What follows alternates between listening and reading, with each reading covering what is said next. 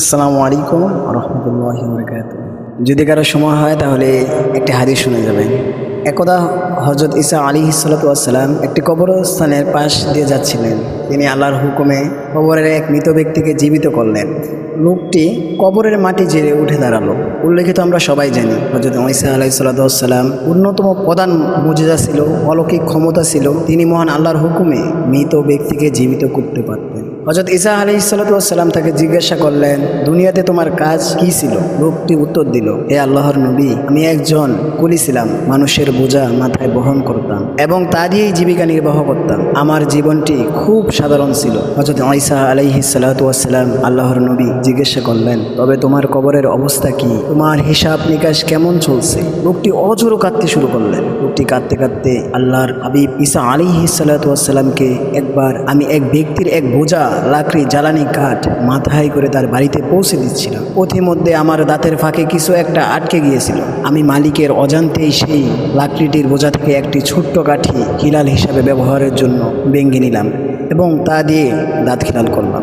এরপর যখন আমার মৃত্যু হলো, আল্লাহ তাআলা আমাকে বললেন, হে আমার বান্দা, তুমি কি জানতে না যে আমি তোমাকে আজ এই হিসাবের কাঠগড়ায় দাঁড় করাবো? অমুক ব্যক্তি তার টাকা দিয়ে কাঠ কিনেছিল এবং তোমাকে মজুরি দিয়েছিল তা বয়ে নেওয়ার জন্য, আর সেই তুমি মালিকের অনুমতি ছাড়া কেন একটি কাঠি ভেঙে নিলে? হে আল্লাহর নবী, আল্লাহর কসম, আমি আজ 40 বছর ধরে এই একটি মাত্র খড়কুটোর হিসাব দিয়ে যাচ্ছি, কিন্তু আজও মুক্তি পাইনি। দয়া করে আপনি আমার জন্য আল্লাহর কাছে সুপারিশ করুন, আল্লাহর কাছে সুপারিশ করুন। আমরা অনেক সময় অন্যর ক্ষতি, ক্ষুদ্র জিনিস অনুমতি ছাড়া ব্যবহার করি। আমরা একে খুব তুচ্ছ মনে করি, কিন্তু মনে রাখতে হবে আল্লাহর কাছে আমানত অত্যন্ত গুরুত্বর বিষয়। অন্যর হক যদি একটি খড়কুটোর সমপরিমাণও হয়, তবুও পরকালে আল্লাহর কাঠগড়ায় গুন্ডায় হিসাব দিতে হবে।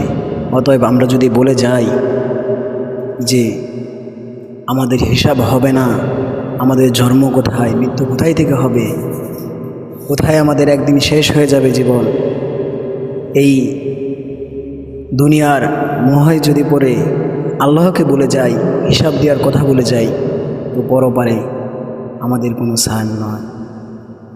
এই হাদিসটি হলো আজ-জাহরুল ফাই ইমাম ইবনুল জাওজি রহিমাহুল্লাহ বর্ণনা করেন।